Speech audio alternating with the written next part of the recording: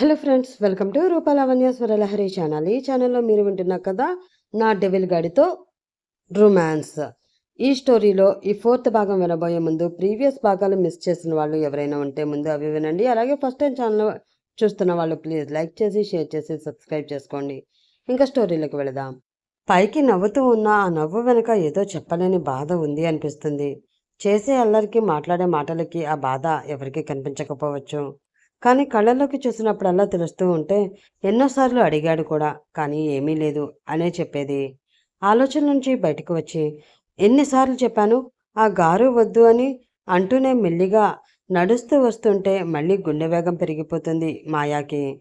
అది కాదు, నన్ను ఎందుకు ఇక్కడికి అని మాట పూర్తయ్యే లోపే ఒక అంగలో ముందుకు వచ్చేసి ఇంచు దూరంలో ఉంటాడు. టెన్షన్కి మళ్ళీ నోరు మూసుకుపోతే, ఇందాకే ఈ స్టూపిడ్ క్వశ్చన్ అడిగావు, నేను ఆన్సర్ కూడా ఇచ్చాను గుర్తులేదా? మెల్లిగా కళ్ళపై చిన్నగా ఊదుతాడు. మాయకి గాలి పీల్చుకోవడం కూడా మర్చిపోయి నోటితో పాటు కళ్ళు కూడా మూసుకుపోతాయి. ఈసారి ఇంకోసారి రిపీట్ చేయకు బేబీ, అండర్స్టాండ్ అని నుదుటి మీదకి వస్తున్న పిల్ల వెంట్రుకలని వెనక్కి తోస్తూ, నీ మనసులో ఇంకేదో ఉంది అని నాకు బాగా తెలుసు. అదేంటో నువ్వు చెప్పేస్తే మంచిది. చెప్పకపోయినా నాకు నేను తెలుసుకోగలను. నువ్వు చెప్తే నా రియాక్షన్ ఒకలాగా ఉంటే, నేను తెలుసుకుంటే ఇంకోలా ఉంటుంది అని సైడ్ స్మైల్ ఇస్తూ చెప్తూ ఉంటే గుండె ఆగి ఆగి కొట్టుకుంటూ ఉంటుంది మాయకి. ఆమె ఎక్స్ప్రెషన్ చూసి నవ్వుకుంటూ వెనక్కి జరిగి, ఇప్పటి వరకు ఏ అమ్మాయికి నాకు ఇంత దగ్గరకు వచ్చే ఛాన్స్ ఇవ్వలేదు బుజ్జమ్మ. నువ్వేదో దాస్తున్నా నీ కళ్ళలో కనిపించే ట్రూ లవ్ చూసి నాదానిగా చేసుకున్నా. I hate less. ఏంటి ట్రూ లవా అని మనసులో తన కళ్ళని తానే తిట్టుకుంటూ ఉంటే, సో నిజంగా ఏమైనా దాస్తే ముందే చెప్పేశాయి. తర్వాత నా యాంగర్ మామూలుగా ఉండదు, అది నీకు కూడా తెలుసు అని చిన్న సైకోలా నవ్వుతాడు. ఆ నవ్వులో మాయా గుండె స్కిప్ అయిపోతుంది. నువ్వు మళ్ళీ నార్మల్ అయ్యే వరకు మన ఫస్ట్ నైట్కి టైం తీసుకుందాం, కానీ నా నుండి దూరంగా వెళ్ళాలి అని పిచ్చి ప్లాన్స్ మాత్రం వెయ్యకు బేబీ. ఈ వరల్డ్లో నువ్వు ఎక్కడున్నా కూడా ఒక్క రోజులో వెతికి తెచ్చేసుకుంటాను. అప్పుడు మాత్రం నన్ను ఎవ్వరూ ఆపలేరు, నీతో సహా. అందుకే ఫ్రీగా ఉండు అని దగ్గరికి లాక్కుని మెడపై నాలుకతో రాస్తూ, అలా టైం ఇచ్చాను కదా అని మరీ ల్యాక్ చేయకు, త్వరగా వచ్చాయి. Because I love you baby అని ఒక్కసారిగా కస్కుమని పంటిగాటి ఇస్తాడు. మాయ బిగుసుకుపోయి కళ్ళు పెదాలు లోపలికి నెట్టి వచ్చి కన్నీళ్లను ఆపుకుంటూ ఉంటుంది. అను ఎందుకో రాలేదు, తనకి కూడా చెప్పలేదు అని కోపంగా ఉందేమో. ఒకసారి బావతో కూడా మాట్లాడి అనుని ఇక్కడికి తీసుకువస్తాను, నువ్వు ఈలోపు రెస్ట్ తీసుకో అని మరొక్కసారి పెదాలు అందుకుని గట్టిగా ముద్దు పెట్టి బయటికి వెళ్తూ ఉంటే అనుకోకుండా డెవిల్ని పైనుండి కిందకి చూసి, డెవిల్ గారు మీ డ్రెస్ అంటుంది తెలియకుండానే. అప్పుడు చూసుకుంటాడు, ఇంకా పెళ్లికి వేసుకున్న పంచ కండువా బనియంతో ఉంటే చూసి నవ్వుకుని మళ్ళీ మాయ బుగ్గగిల్లి, క్యూట్ బేబీ, ఇలాగే నేను మర్చిపోకపోయినా నా విషయాలు నా పనులు ఇక నుండి అన్నీ నువ్వే చూసుకోవాలి, నువ్వే చేయాలి అని బుగ్గగిల్లి ఫాస్ట్గా వెళ్ళి డ్రెస్ చేంజ్ చేసుకుని, నీ లగేజ్ తెప్పిస్తాను, అందాక డ్రెస్ తీసుకో అనేసి వెళ్ళిపోతాడు. తనేం చేసింది, వాడి డ్రెస్సు మర్చిపోయి వెళ్తుంటే నేనెందుకు చెప్తాను ఛా అని అజిత్ వెళ్ళగానే గట్టిగా ఏడుస్తూ అలాగే గోడకి జారబడి కిందకి జారిపోతుంది మాయా. రెండు కాళ్ళ మధ్యలో తలపెట్టుకుని ఏడుస్తూ సడన్గా, అరుణ్, అవును, నేను ఇంకా అరుణ్కి ఫోన్ చేయలేదు, ఈ పాటికి అక్కడ అందరూ నా గురించి కంగారు పడుతూ ఉంటారు అని తన మొబైల్ గురించి వెతుక్కుంటూ ఉంటుంది. కాసేపు ముందే కింద హాల్లో సోఫాలో పెట్టినట్లు జ్ఞాపకం వచ్చి గబాగబా కిందకి పరుగు పెడుతుంది. లక్కీగా ఎవరు ఉండరు. తెచ్చుకుని ముందుగా రేణుకి కాల్ చేస్తుంది. శరత్, రేణు ఇద్దరు అప్పటికే ముంబైకి ఫ్లైట్ ఎక్కేసి ఉంటారు. కాల్స్ అవ్వవు. అరుణ్కి చేస్తే స్విచ్ ఆఫ్ వస్తుంది. ఏం చేయాలో అర్థం కాక ఏసీ ఆన్లో ఉన్నా కూడా మళ్ళీ టెన్షన్కి చెమట పట్టేస్తూ ఉంటుంది. ఎంత ఆలోచించినా అక్కడ నుండి ఎలా తప్పించుకోవాలో కూడా అర్థం కాకపోతుంటే అప్రయత్నంగా మెడలో పసుపు తాడులో ఉన్న సూత్రాలు పట్టుకుంటుంది. కోపం, బాధ, విరక్తి వస్తుంటే డెవిల్ మొహం కూడా కనిపించి వాటిని అప్పుడే తెంచేయాలి అనిపిస్తుంది. కానీ అప్పుడే లీలగా చెవిలో, నువ్వు పెళ్లి చేసుకుంటే మాత్రం ఈ ప్రపంచంలో అందరికంటే ఎక్కువ హ్యాపీగా ఫీల్ అయ్యేది నేనే అని వినిపిస్తూ ఉంటుంది. మళ్ళీ ఏడుస్తూ ఆ పని చేయలేక ఆగిపోయి, ఇప్పుడు నేను ఈ పెళ్లిని యాక్సెప్ట్ చేయాలా, లేదంటే నా జీవితాన్ని నాశనం చేసిన వాడిని చంపి పగ తీర్చుకోవాలా అని ఇంకా ఎక్కువగా ఏడుస్తూ సొమ్మసిల్లి అలాగే ఫ్లోర్ మీద వాలిపోతుంది. మెల్లిగా కనురెప్పలు మూతపడుతూ ఉంటే జరిగిపోయిన తన లైఫ్ అంతా ఒక్కసారిగా కళ్ళ ముందు రీల్లా కనిపిస్తుంది. ఇంచుమించుగా 2 ఏళ్ల క్రితం ముంబై ఒక మిడిల్ క్లాస్ అపార్ట్మెంట్లో ఒక డబల్ బెడ్రూమ్ ఫ్లాట్. ఉదయం 8:30 ఆఫీసులకి కాలేజీలకి వెళ్ళే టైం కావడంతో అపార్ట్మెంట్స్లోనే కాకుండా ఆ ఇంట్లో కూడా కొంచెం హడావిడిగా ఉంటే, ఒక బెడ్రూమ్లో మాత్రం ఒక కాలు సగానికి మడిచి ఇంకో కాలు స్ట్రైట్గా పెట్టి బోర్లా పడుకుని 2 చేతులు బుగ్గల కింద పెట్టి కొద్దిగా నోరు తెరిచి మరీ పడుకుంది శామ్ అలియాస్ సమయ. వాళ్ళంతా అక్కడ లోకల్ కాబట్టి వాళ్ళ కాన్వర్జేషన్ అంతా హిందీలోనే ఉంటుంది. కానీ నాకు హిందీ అస్సలు రాదు కాబట్టి నేను తెలుగులోనే చెప్తాను. మీకు హిందీ వస్తే ట్రాన్స్లేట్ చేసుకుని హిందీలో చదివేసుకోండి ఫ్రెండ్స్. శామ్, లే, నీకోసం రోహన్ ఇప్పటికే 3 టైమ్స్ కాల్ చేశాడు తెలుసా, నువ్వేమో ఇంకా పడుకునే లేవనే లేదు అని నడుము వరకు కప్పుకున్న బ్లాంకెట్ని లాగుతూ గట్టిగా అరిచి చెప్తూ ఉంటారు పూనం సమయ తల్లి. రోహన్ అనగానే అప్పుడే రెడీ అయిపోయాడా, వాడికి వేరే పనే లేదు అని బద్ధకంగా ఒళ్ళు విరుచుకుంటూ లేస్తుంది. అప్పుడే కాదు, ఎప్పుడో. నువ్వే ఇంతవరకు లేవకుండా పడుకునే ఉన్నా ఒకే ఒక్క స్టూడెంట్వి. పాపం అరుణ్, రోహన్ జాబ్ చేస్తున్నా రోజు ఉదయాన్నే లేచి జిమ్కి కూడా వెళ్తారు. ఒక్క రోజైనా ఎర్లీగా లేచి జిమ్ కాదు, అట్లీస్ట్ నాకు కిచెన్లో హెల్ప్ అన్నా చేసావా? ముందులే, ఇప్పుడు నీతో ఆర్గ్యూ ఆర్గ్యూ చేసే టైం లేదు. కోపంగా అనేసి మళ్ళీ వెళ్ళిపోతారు. అని ఆవలిస్తూ టైం చూస్తుంది.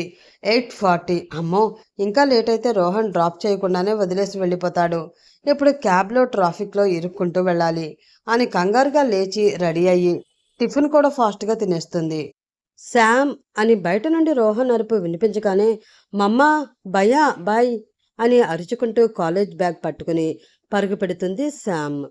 అరుణ్, నీ అబ్రాడ్ ప్లాన్స్ ఎంతవరకు వచ్చాయి అని అడుగుతారు పూనం. ఆల్మోస్ట్ కంప్లీటెడ్ మామ్, ఇంకో 2 months అంతే వీసా వచ్చేస్తుంది అంటూ టిఫిన్ చేస్తూ ఉంటాడు అరుణ్. ఓకే, బట్ ఇప్పుడే అవసరమా? శామ్ స్టడీస్ కూడా అయిపోవచ్చాయి కదా, తనకి రోహన్కి మ్యారేజ్ చేసేస్తే అంతా హ్యాపీ. మళ్ళీ నువ్వు రావడానికి 2 years అవుతుంది అంటున్నావు. అప్పటి వరకు రోహన్, జాహ్నవి, ముఖేష్ గారు వెయిట్ చేయాలి కదా అంటారు. మామ్, నేను రోహన్ ఆల్రెడీ మాట్లాడుకున్నాం, వాడికి కూడా ఇంకో 2 years వరకు మ్యారేజ్ చేసుకునే ఇంట్రెస్ట్ లేదు అన్నాడు. వాడే ఆంటీ అంకుల్కి చెప్పుకుంటాడు. అయినా ఇంకా శామ్ కోర్స్ కంప్లీట్ అవ్వలేదు కదా, అవనివ్వు. నువ్వేం టెన్షన్ పెట్టుకోకు. నాకు ఈ ఆఫర్ మిస్ అయితే మళ్ళీ ఛాన్స్ రాదు. జస్ట్ 2 years మామ్, మళ్ళీ వచ్చేస్తాను ప్లీజ్ అంటూ తన ఆఫీస్కి టైం అవుతూ ఉంటే హ్యాండ్ వాష్ చేసుకుని పూనం చీర కొంగుకి చేతులు తుడుచుకుని హడావిడిగా వెళ్ళిపోతాడు. పూనం కూడా గట్టిగా నిట్టూర్చి ఇంటి పనిలో పడుతుంది. పూనం, జాహ్నవి చిన్నప్పటి నుంచి ఫ్రెండ్స్. పూనం గారి హస్బెండ్ 7 years బ్యాక్ చనిపోతే జాహ్నవినే తన హస్బెండ్ ముఖేష్తో చెప్పి జాబ్ చూపించి పక్కపక్కనే ఇల్లు కూడా తీసుకుంటారు. ఒకే అపార్ట్మెంట్లో పక్కపక్క ఫ్లాట్స్లో ఉంటూ అందరూ కలిసి హ్యాపీగా ఉంటారు. అలా చిన్ననాటి నుండి అరుణ్, రోహన్, సమయ కూడా కలిసే పెరుగుతారు.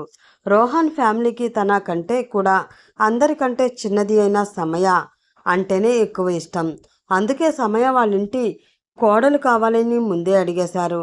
చిన్నప్పటి నుంచే రోహన్కి, సమయకి పెళ్ళి అనుకోవడం అందరికీ తెలిసిందే. అయినా వాళ్ళకి తెలియనిది రోహన్కి సమయ అంటే పంచప్రాణాలు.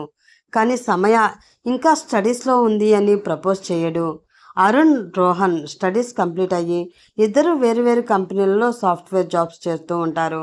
మరి మన మాయానే శామ్ కమ్ సమయ అయితే ఇది పాస్ట్ కాబట్టి ఇక్కడ అంతా మాయని శామ్ అనే పిలుస్తారు. మళ్ళీ ప్రజెంట్కి వచ్చాక అక్కడ మాయా. టిఫిన్ చేసి బ్యాగ్ పట్టుకుని బయటికి గెంతుకుంటూ వెళ్ళిన శామ్ని చూసి, ఏ చుంచు మొహం దానా, ఎంతసేపు వెయిట్ చేయాలి, త్వరగా లేచి రెడీ అవ్వచ్చుగా విసుక్కుంటూ ఆఫ్ చేసిన బైక్ మళ్ళీ స్టార్ట్ చేస్తాడు Rohan. Royal blue formal shirt, black pant, లైట్గా ఉన్న బ్లీడర్, రైట్ హ్యాండ్కి watch, 6 feet height, pure white కలర్లో స్టైల్గా బైక్ పై కూర్చుని అరుస్తూ ఉంటాడు. హనీ, ఎందుకలా విసుక్కుంటావు అని మూతి ముడిచి వెనకగా 2 వైపులా కాళ్ళు వేసుకొచ్చుని ఇలా అంటే నేను ఆంటీతో చెప్తాను అంటూ సాగదీస్తుంది. మమ్మీకి చెప్తే నాకేమన్నా భయమా అని డ్రైవ్ చేస్తూనే ఐఎమ్ నాట్ ఏ కిడ్, ఇప్పుడే చెప్తున్నా రేపటి నుంచి టైంకి వచ్చేయాలి, లేదంటే క్యాబ్లో పో, నేను మాత్రం ఇంకా వెయిట్ చేయను అంటాడు. భుజంపై చెయ్యి వేసి పట్టుకుని, అంత లేదు, నేను వచ్చే వరకు వెయిట్ చేయాల్సిందే వంకాయ్, లేదంటే నువ్వు జిమ్కి పోయినప్పుడు బైక్ టైర్లో గాలి తీసేస్తా, పిశాచి, నన్ను ఆ పేరుతో పిలవద్దు అని ఎన్నిసార్లు చెప్పానే అంటూ సీరియస్గా అరుస్తూ కాలేజ్ ముందు ఆపుతాడు. శామ్ నవ్వుతూ, ఓహో, అంటే టైర్లో గాలి తీసేసినా ప్రాబ్లం లేదు, కానీ వంకాయ్ అన్నందుకు మాత్రం ఫీల్ అవుతున్నావా వంకాయ్ అని గట్టిగా నవ్వుతూ ఉంటే కాలేజీకి వచ్చే వాళ్ళంతా వాళ్ళనే వింతగా చూస్తూ ఉంటారు. ఒక క్షణం మైమరుపుగా చూసి బైక్కి సైడ్ స్టాండ్ వేసి దిగకుండానే ముందుకు వంగి శామ్ చెయ్యి పట్టుకుని గబుక్కన ముందుకి లాగుతాడు.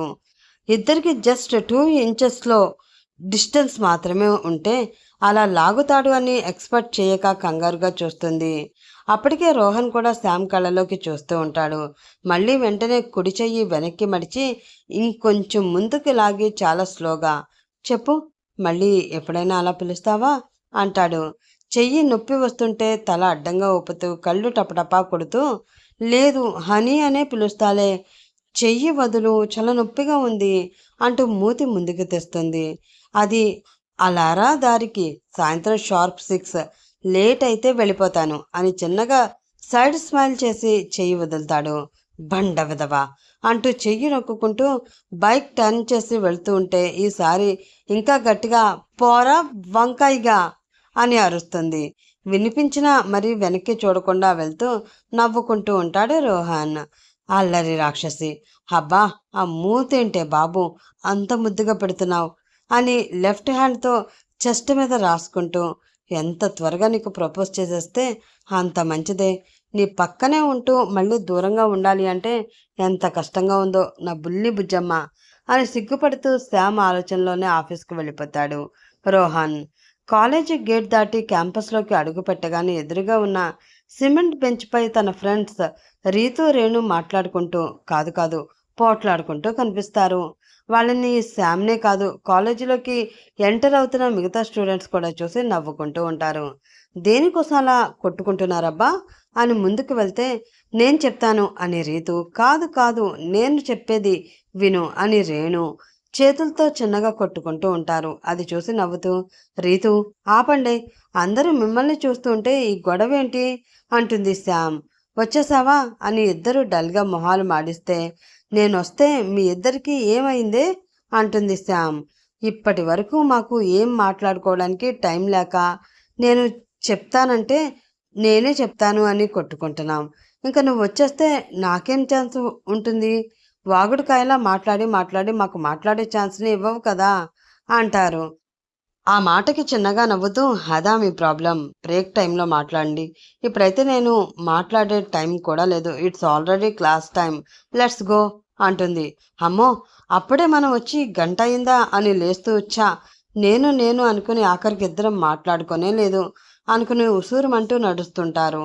కానీ శామ్, ఒకటి మాత్రం చెప్పాలి, నువ్వు మాట్లాడుతూ ఉంటే మాత్రం చచ్చేవాడు కూడా కాసేపు ఆగి మరీ నీ మాటలు వింటూ ఉండిపోతాడు తెలుసా, అంతలా నీ మాటల్లో ఏదో మ్యాజిక్ ఉంది, చేస్తున్న పని కూడా మర్చిపోయి నిల్చుని వింటూ ఉండిపోతారు అందరూ అంటుంది రేణు చిన్నగా నవ్వుతూ. థ్యాంక్ యూ, ఇది కూడా ఒక కళే అమ్మా, అందరికీ రాదు తెలుసా అని కాలర్ లేకపోయినా కూడా నెక్ దగ్గర డ్రెస్ లాగి మరీ కాలర్ ఎగరేస్తూ చెప్తుంది శామ్.